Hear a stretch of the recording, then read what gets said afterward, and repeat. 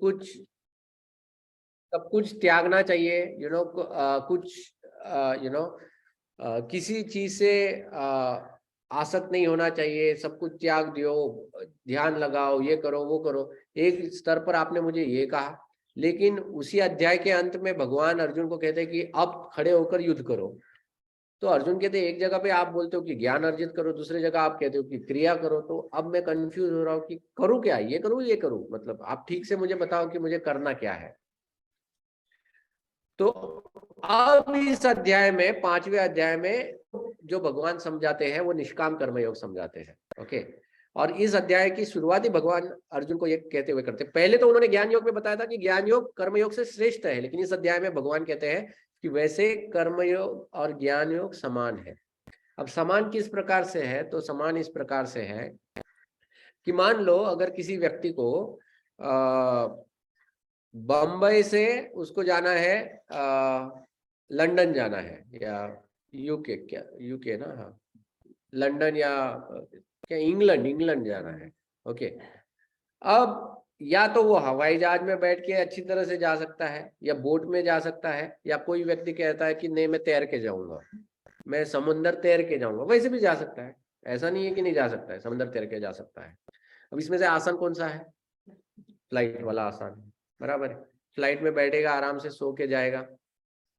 तो उसके second preference boat है। तीसरा ये है क्योंकि इसमें तो पता नहीं वो समंदर में तैरते जाएगा तो बीच में थक जाएगा, डूब जाएगा, या बीच में ही कोई मछली मिल गई बड़ी वाली, वो निगल ले उसको, या वो ठंडा पानी सहन नहीं कर पाए, कहीं भी वो पतन हो सकता है उसका। तो समंदर में तैर के जाना मतलब ज्ञान योग है। मतलब ज्ञान योग उसी प्रकार से है कि मैं ये फाइंड करूंगा, वो फाइंड, ये करते करते कि कोई और ही चीज पसंद आ गई तो वो उधर ही अटक जाएगा, फिर आगे नहीं बढ़ेगा। जैसे हमारे विश्वामित्र मुनि, पता है ना आपको विश्वामित्र मुनि का स्टोरी? उनका कैसा स्टोरी था? वो बैठे थे, ब्रह्म ऋषि बनने के लिए बैठे थे एक्चुअली। उनको क्या करना, एक ही जीवन में ध्येय था। ध्येय क्या था कि मुझे वशिष्ठ को परास्त करना है।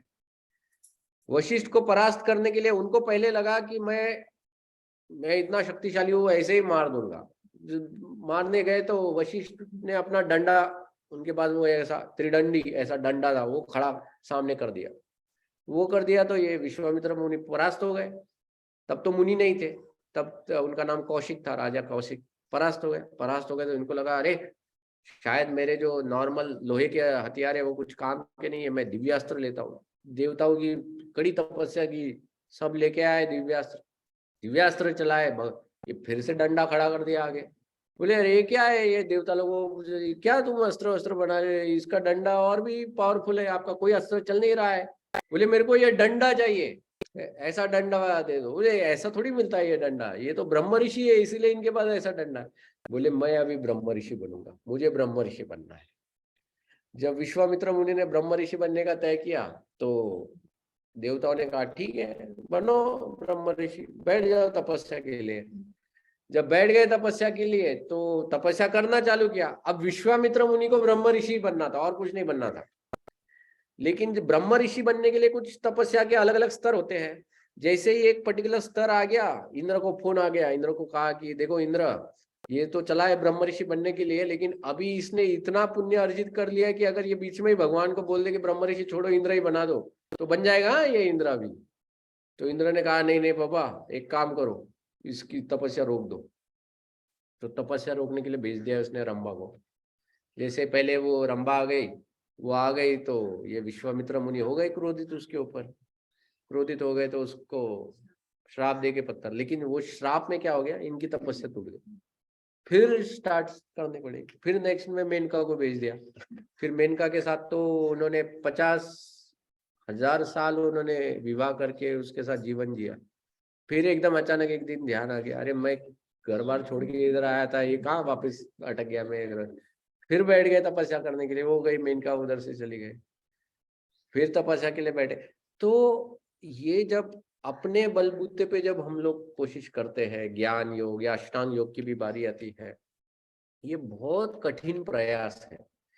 क्योंकि इसमें बहुत शक्ति लगती है, बहुत धैर्य लगता है, जो साधारण व्यक्ति में इतना संभव नहीं है। मतलब पहले के जमाने के लोग कर सकते थे, जैसे रामायण में मैंने जब कथा सुना था गंगा का अवतरण, आप में से किसी ने सुना है गंगा जी का अवतरण इस पृथ्वी पर धरातल पर कैसे हुआ है? बहुत सुंदर कथा है, रामायण में उसका पूरा अध्याय है। कहने का तात्पर्य ये है, उसमें एक सिंपल में बताता हूँ, उसमें सगर महाराज के 60,000 पुत्र थे जो मर गए, श्राप से मारे गए। कहाँ मारे? उनको पाताल लोक में मार दिया। ओके, पाताल लोक में मार दिया। तो उनका जो पौत्र था अंशुमान, अंशुमान को बताया गया कि उनका उद्धार अगर करना है तो गंगा जी का स्पर्श होना आवश्यक है। उन्होंने कहा गंगा किधर है? वो बोले वो स्वर्ग में है, मरे पाताल में है, मैं बीच में हूँ धरती पर। बोले अब गंगा को नीचे लाना है तो गंगा ऐसे ही थोड़ी नहीं आने वाली है, तुमको तपस्या करनी पड़ेगी। तो अंशुमन ने तपस्या प्रारंभ की, अंशुमन ने तपस्या चालू की। अंशुमन का ही डाइड, मतलब तपस्या करते करते शरीर छोड़ दिया, तपस्या कंप्लीट नहीं हुई। उनके बाद उनका पुत्र आया दिलीप, दिलीप ने तपस्या उसको कंटिन्यू किया कि नहीं मेरे पिताजी ने तपस्या कंटिन्यू की थी, अब मैं उसको, दिलीप ने तपस्या कंटिन्यू की, वो मर गया, उसकी तपस्या कंप्लीट। फिर उसके बाद में आए भगीरथ, भगीरथ जब उनका पुत्र आया तब भगीरथ ने वो तपस्या कंटिन्यू की थी, तब वो कंप्लीट हुई। वो भी डायरेक्टली कंप्लीट नहीं, उसमें भी स्टेप्स थे। लेकिन कहने का तात्पर्य ये है कि 3 पीढ़ियां तपस्या चली। अब मान लो आप हम में से किसी को कोई बोले अरे तुम्हारे दादा ने कोई तपस्या किया था, तुमको, अरे छोड़ो, हम तो दादा का लोन वोन भी अगर कोई आए ना, बैंक वाला भी लोन लेके, कोई संबंध नहीं है मेरे दादा का, मेरे को तो पहले ही उन्होंने घर से निकाल दिया था, ऐसा कोई मैं जानता नहीं है दादा वादा को, ये कौन सा लोन आप लेके आए हो? तो हमारा सिचुएशन ये है, तो क्या हम लोग ज्ञान व्यान हम लोग अर्ज कर सकते हैं? तो इसीलिए ना ये सब केस में नहीं पढ़ना चाहिए। देखो ये सब प्रैक्टिकल चीजें हैं, मतलब हम लोग कलयुग के जीवात्मा है, कलयुग में हमारा जीवन बहुत छोटा है, इस जीवन में हम लोग ये सब चीजें नहीं कर सकते, तो फिर क्या कर सकते हैं? तो इसलिए भगवान अर्जुन को भी कहते हैं कि अर्जुन वैसे तो कर्मयोग ज्ञान योग एक ही है, एक मतलब एक समान इसलिए है क्योंकि दोनों का उद्देश्य एक ही है। मतलब जैसे मैंने कहा ना, जाना इंग्लैंड में है तो तुम तैर के जाओ या बोट से जाओ या विमान से जाओ, जहाँ पहुंचना उधर ही है, गोल वही है।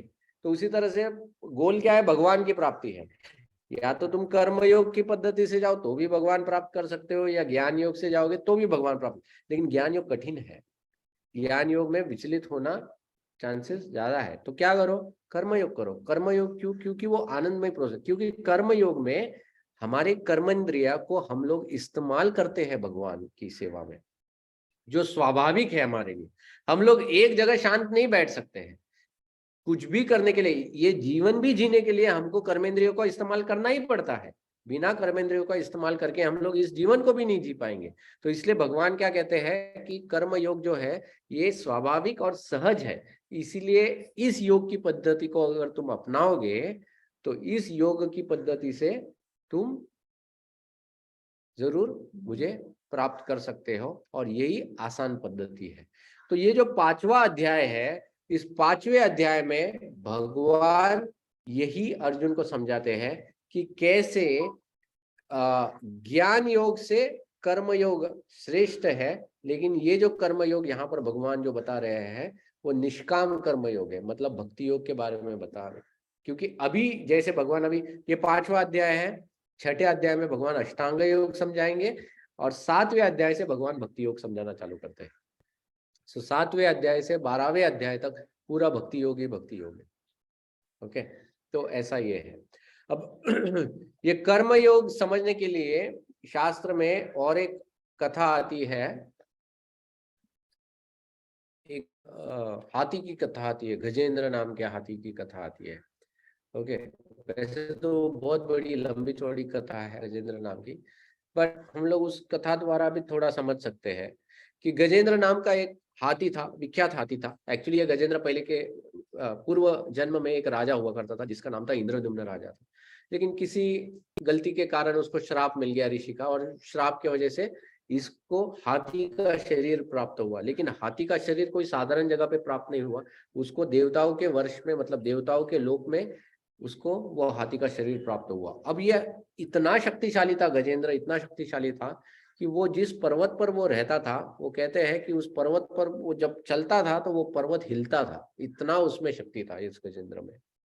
इसका बहुत बड़ा परिवार था, मतलब हथनियां थी, उनके बच्चे थे, ऐसा बड़ा परिवार था। और गजेंद्र जब उस पर्वत पर चलता भी था तो वो एकदम धीट, बिना किसी का भय किए। उल्टा उस पर्वत पे जो शेर, बाघ, ये जो जानवर थे वो भी गजेंद्र से डरते थे। तो इतना शक्तिशाली था एक्चुअली ये गजेंद्र। तो जब गजेंद्र निकलता था तो ये सब डर के मारे भाग, कहीं ना कहीं छिप जाते थे। तो ये गजेंद्र अपने परिवार के साथ बहुत अच्छा जीवन जी रहा था, सुकून वाला जीवन। उनको जो भी उनकी सब इच्छाएं थे सब पूरी कर रहा था। जो भी बच्चों को टॉयज चाहिए सब आते थे, बीवियों को जो कपड़े लत्ते जो भी चाहिए था सबको बहुत। और पिकनिक को लेके जाता था, घुमाता था, खिलाता था, सब कुछ अच्छी तरह से कर रहा था। एक दिन ऐसे ही बोला कि चलो फैमिली पिकनिक के लिए जाएंगे, और जाते जाते जंगल के कहीं और बहुत भीतर चले गए। जाने के बाद गजेंद्र को प्यास लगी। प्यास लगने की वजह से ढूंढते ढूंढते एक तालाब की तरफ पहुंच गया। तालाब के नजदीक जब आया गजेंद्र, तो सबसे पहले तो उसने अच्छी तरह से पानी पीकर अपनी प्यास मिटा ली। फिर बच्चों ने कहा कि पापा हम लोग थोड़ा सा स्विमिंग करेंगे। तो गजेंद्र ने कहा अरे वाह चलो। तो गजेंद्र भी अपने सूंड से उस पानी को हिला हिला के बच्चों के ऊपर छिड़कने लगा, खेलने लगे पानी से। लेकिन गजेंद्र की शक्ति की वजह से वो जो छोटा सा तालाब था, उस तालाब में बहुत पानी का उथल पुथल होने लगा। जब उथल पुथल होने लगे तो पानी में जो जल मछलियां वगैरह जो थी वो बहुत परेशान हो गई। और उस तालाब में एक मगरमच्छ भी रहता था। अब वो मगरमच्छ काफी शक्तिशाली था। तो इन मछलियों ने शायद मगरमच्छ को जाके बोला होगा, देखो क्या हो रहा है आपके राज्य में, आप इधर हो फिर भी कोई तो बहुत परेशान कर रहा है। तो मगरमच्छ आके बाहर देखा, तो उसने देखा ये हाथी है, तो उसका पैर पकड़ लिया मगरमच्छ ने। जब पैर पकड़ लिया तो गजेंद्र ने सोचा अरे ये क्या मगरमच्छ है, मैंने तो इतने बड़े बड़े इनको डराया है, मगरमच्छ क्या ये है। लेकिन दैववश गजेंद्र ने जितनी कोशिश की, वो मगरमच्छ को पैर से छुड़ा नहीं पाया, बल्कि उस मगरमच्छ ने गजेंद्र को पानी के नीचे वो खींचना चालू किया। इस तरह से मगरमच्छ और गजेंद्र के बीच में जो क्या कहते हैं द्वंद्व जो चला, वो 1000 साल तक वो द्वंद्व चलता रहा। देवता भी ऊपर से देख रहे थे इस द्वंद्व को। गजेंद्र उस परिस्थिति में, जो इतनी विकट परिस्थिति हो गई थी, गजेंद्र को लगा कि मैं अपनी शक्ति से तो मैं कुछ नहीं कर पाऊंगा। तो उसने दाई ओर देखा, बीवियों की तरफ की, देखो कोई आओ मदद करने के लिए। मित्रों की तरफ देखा, सब लोग, कुछ ने ट्राई किया गजेंद्र का पूंछ खींचने का, पीछे लाने का, लेकिन नहीं कर पाए। फाइनली उन्होंने डिसाइड किया कि आपके साथ हम नहीं मर सकते हैं, तो हम आपको साइड में बैठ के हम लोग रो लेंगे। आप वैसे ही मरने वाले हो तो हम लोग रोएंगे, डोंट वरी, हमको भी बुरा लग रहा है, लेकिन आप मरने वाले हो तो जाओ मरो अभी। तो तो ये जो कथा है, इस कथा में फिर गजेंद्र एक समय में उसको समझ में आता है कि इनमें से कोई मेरे काम नहीं आने वाला, तो फिर ऐसे समय में मेरे काम कौन आएगा। तो तब गजेंद्र को उसके पूर्व जन्म की प्रार्थनाएं जो वो भगवान के लिए करता था वो सब स्मरण आ जाती है, और तब वो भगवान को प्रार्थनाएं करना शुरुआत करता है। गजेंद्र की जो प्रार्थनाएं है, गजेंद्र मोक्ष करके एक किताब आता है, हाँ सुंदर कथा प्रार्थनाएं है, मतलब वो आप गा सकते हो, इतनी सुंदर मधुर प्रार्थनाएं हैं। कभी जब भगवत गीता पूरा खत्म हो जाएगा, तब हम लोग भागवत के ऊपर जब चर्चा करेंगे तो पूरी गजेंद्र की कथा हम लोग बहुत अच्छी सुविस्तार के साथ लेंगे। लेकिन इस कथा में ये जो गजेंद्र है, इस गजेंद्र में हम लोगों को अपने आप को देखना चाहिए, क्योंकि जिस प्रकार से ये गजेंद्र अपने परिवार के लिए जीने की कोशिश कर रहा था, उसी प्रकार से हम सब लोग भी अपना जीवन अपने परिवार वासियों के लिए जीने की कोशिश करते हैं। हमको लगता है कि हमारा परिवार ही सब कुछ है, हमको लगता है कि हमारे मित्र संबंधी ही सब कुछ है, और यही लोगों के लिए हमको अपना जीवन जीना है। लेकिन जब मृत्यु का समय आएगा, इनमें से कोई कुछ नहीं कर पाएगा, कोई कुछ नहीं कर पाएगा। सगे संबंधी भी दूर हो जाते हैं, सगे संबंधी छोड़ो, घर के लोग भी कभी कभी कोई व्यक्ति मृत्यु के समय में ऐसी अवस्था में आ जाता है कि घर के लोग भी उनको देखना नहीं चाहते हैं, और फिर ऐसी अवस्था में फिर वो नर्स वर्स लगाएंगे, फिर बाहर रिश्तेदारों के साथ बात करेंगे, प्राण छूट जाए तो अच्छा है उनके, कम से कम उनकी पीड़ा कम है। मन में ये रहता है कि मेरी पीड़ा कम हो जाएगी। एक तो हॉस्पिटल का बिल इतना बढ़े जा रहा है, ऊपर से नर्स का खर्चा आ रहा है, ये सब आता है मन में। और ये सबके इसमें आता है एक्चुअली, और ये हमारे जीवन की ये दुखदायी चीज है जिसमें से हम सबको गुजरना है। ओके, तो ऐसे समय में हम लोगों को समझना चाहिए कि हमारे पूरे जीवन में एक ही व्यक्ति हमारा हितैषी है।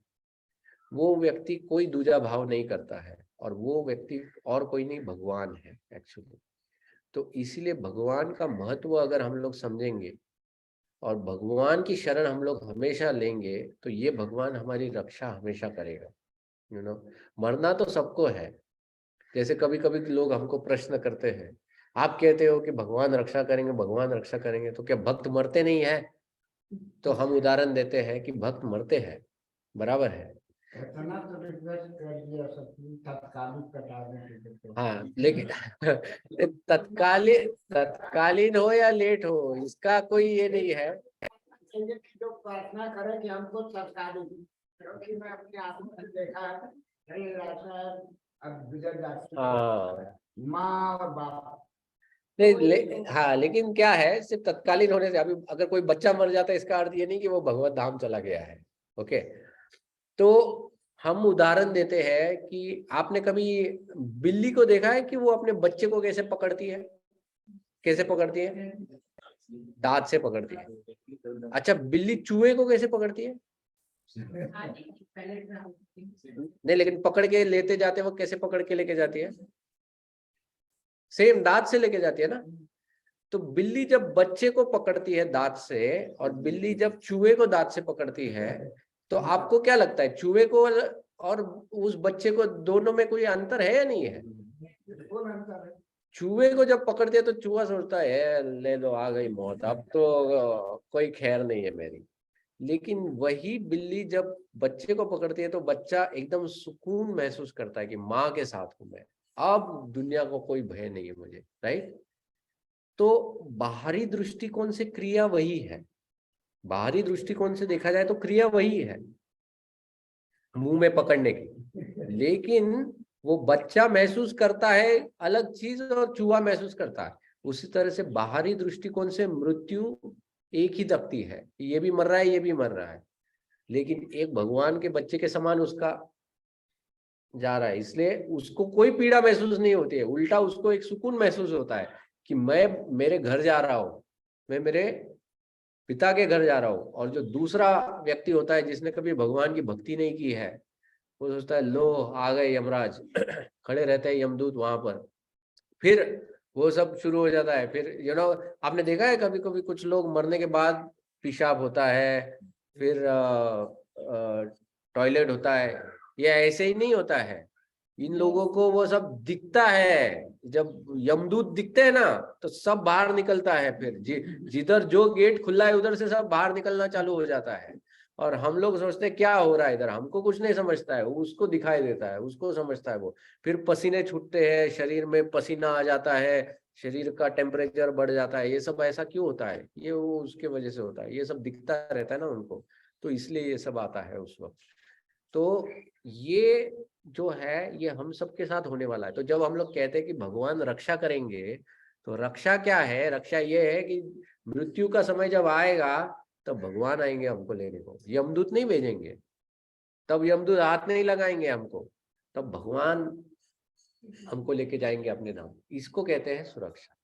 ओके, तो ये हमारी रक्षा है। यमदूत के साथ अगर गए तो फिर तो पड़ गए हमको, फिर चक्र में बैठना है, चक्र से पहले उधर जाके हाँ यातनाएं, मतलब पिटाई वगैरह सब उधर सब होगा। और उधर कोई मतलब रिश्वत विश्वत कुछ काम का नहीं है, आप ये नहीं कह सकते ये ले लो भैया थोड़ा सा, कुछ काम का नहीं है उधर। ठीक है, तो कर्मयोग यही है 5वें अध्याय में खास करके, जिसमें भगवान अर्जुन को कहते हैं कि देखो इंद्रियों को मुझ में लगाओ, इस इंद्रियों द्वारा मेरी सेवा करो, मेरी भक्ति जब करोगे तो अंततः तुम मेरे धाम में आकर मुझको प्राप्त करोगे। यही 5वें अध्याय का मर्म है। ये 5वां अध्याय भगवद गीता का यही समझाता है। ठीक है, तो कर्म योग और ज्ञान योग के बीच में भगवान बताते हैं कि कैसे दोनों समान है, समान इस तरह से कि दोनों का उद्देश्य सेम है, लेकिन अगर दोनों की बात करेंगे तो कर्म योग ज्यादा आसान है और श्रेष्ठ है, क्योंकि वो करने के लिए आसान भी है और आनंदमयी है।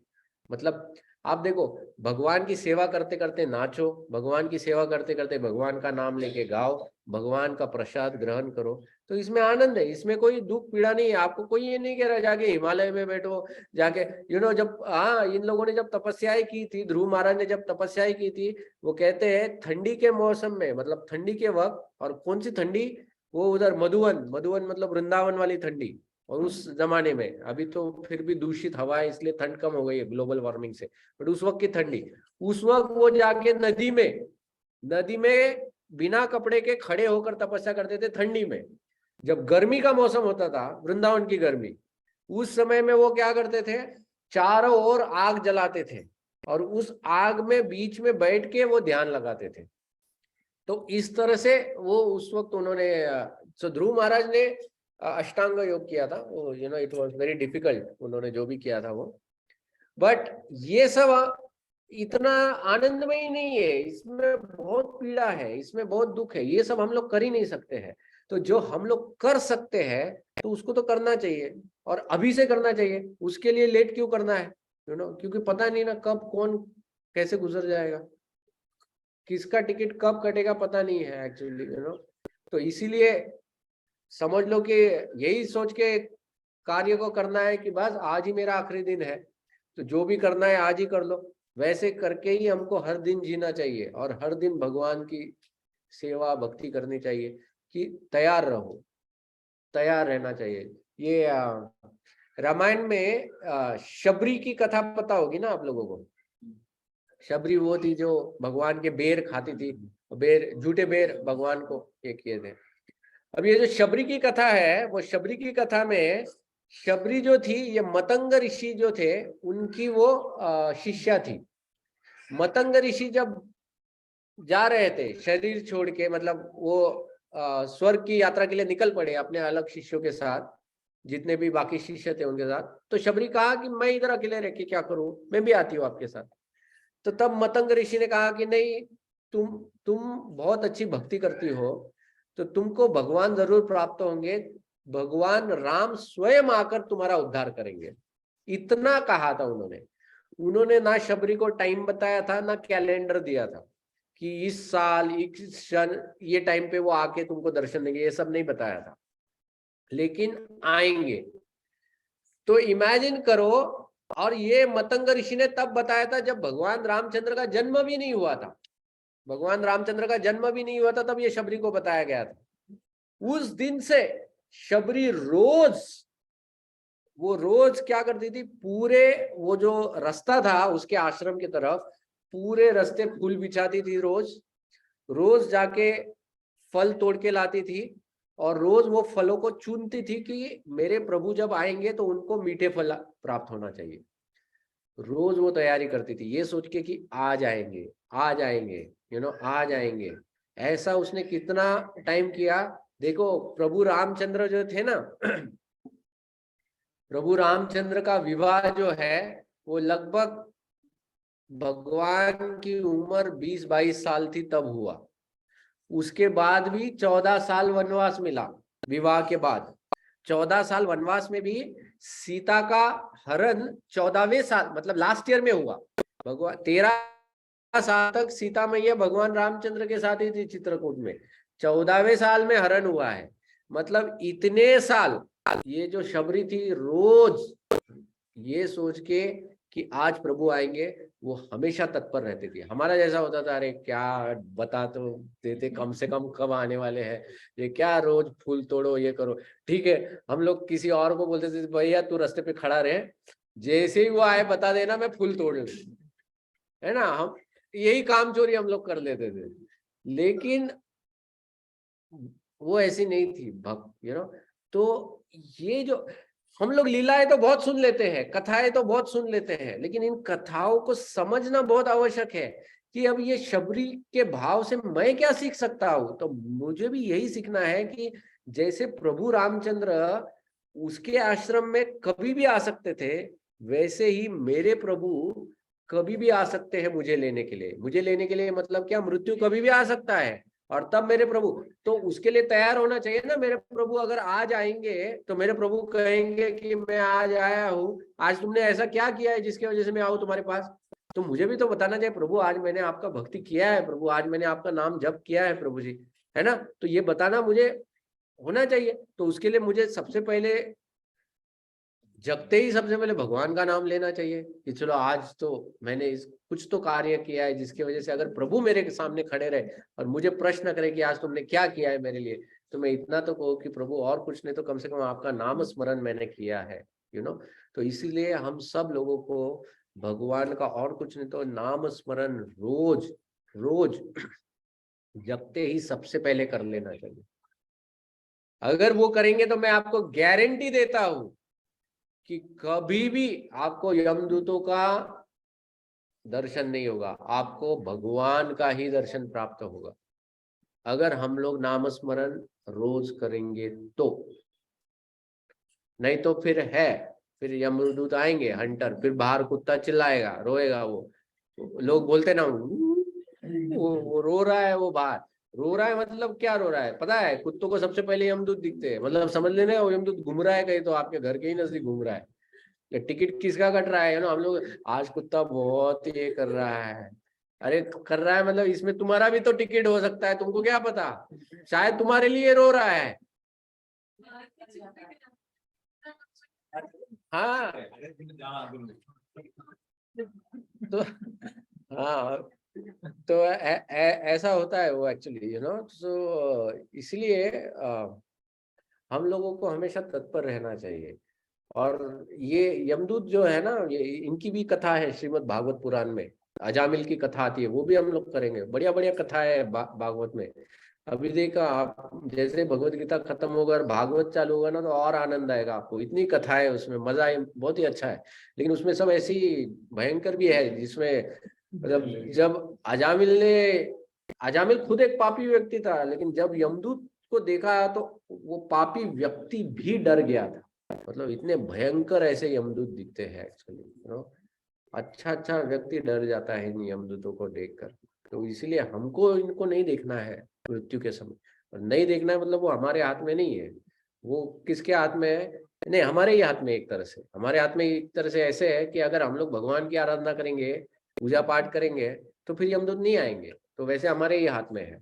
लेकिन अगर ये सब नहीं करेंगे और हम लोग सिर्फ ये भरोसे बैठे कि नहीं नहीं मैं तो भला कर रहा हूँ, भलाई कर रहे हैं हम लोग, अच्छा कर रहे हैं, लोगों को पूछते हैं ना तो लोग बोलते हैं हम तो सबका अच्छा ही चाहते हैं, हमको ऐसे ही बोलते हैं लोग, हम कभी किसी का बुरा नहीं चाहते। अरे लेकिन ये आपको ऐसा लग रहा है आप अच्छा चाहते हो, लेकिन आप दूसरों से तो पूछो ना, कभी दूसरों को पूछो इसके बारे में, तो अरे क्या बताया इसके बारे में, पापी नंबर 1, तो तो हम ही अपना ताली बजा दे अपने आप के लिए कि मैं तो कभी किसी का बुरा, अरे छोड़ो ये बुरा भले में पढ़ो ही मत, मैं तो कहता हूँ भगवान का नाम लो, आप भले बुरे हो या अच्छे हो तर जाओगे, भगवत धाम तर जाओगे, ये भगवान के नाम में शक्ति है। तो इसलिए बाकी ये सब चीजें छोड़ दो और सीधा भगवान का नाम स्मरण चालू कर दो एंड भगवत धाम लौट जाओ, ठीक है। हरे कृष्णा। तो अभी हम लोग एक बार भगवान का जो हरे कृष्ण मंत्र है वो उंगलियों के ऊपर जाप करेंगे हम लोग, ठीक है। तो हमारी उंगलियों पे 1 2 3 4